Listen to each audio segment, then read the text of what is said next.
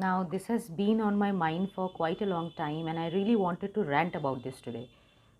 This happens mostly with people in the old age who are struggling with health issues and memory issues also, and both our health or memory are not cooperating with them much. But the saddest part is there are certain manipulators around, and they are walking around acting very, very smart. They will hover around the elderly people, elderly men, elderly women, like shadows, and they would be collecting fragments of the memories that they have forgotten. And they are going to just twist them into some signatures or some cash withdrawals. But here's the reality check.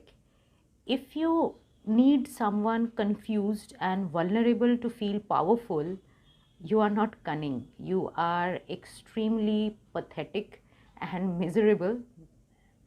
And what would I call someone who steals something from a fading mine? Coward, probably a hollow soul, or a predator who is too weak to face anyone of their own size.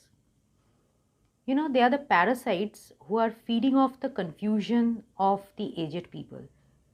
And nobody talks about it. But I had to. I couldn't stop myself from talking about it.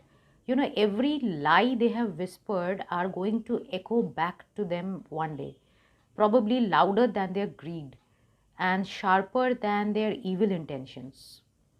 Hope that day they realize what their evil intent had caused, that intent which was really awful, the intent behind their actions would probably bring shame even to their parents if they come to know.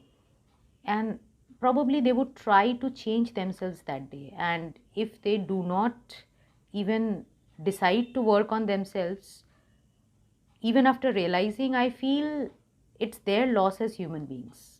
What do you think about it?